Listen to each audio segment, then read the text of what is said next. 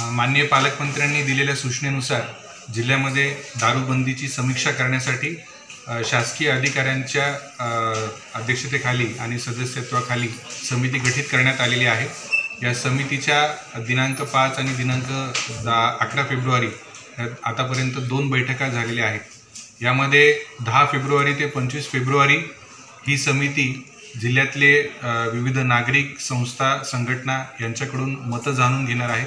यासाठी लेखी स्वरूपामध्ये आपण राज्य उत्पादन शुल्क यांचं कार्यालय चंद्रपूर या ठिकाणी कार्यालयीन वेळेमध्ये निवेदनं देऊ शकतात। याशिवाय जिल्ह्यामध्ये विविध उपविभागीय अधिकारी, तहसीलदार, नगरपालिकांचे मुख्याधिकारी, पंचायत समिती BDO, जिल्हा परिषद मुख्य कार्यकारी अधिकारी, महानगरपालिका आयुक्त यांच्यामार्फत देखील हे निवेदन आपल्याला आमच्यापर्यंत देता येईल।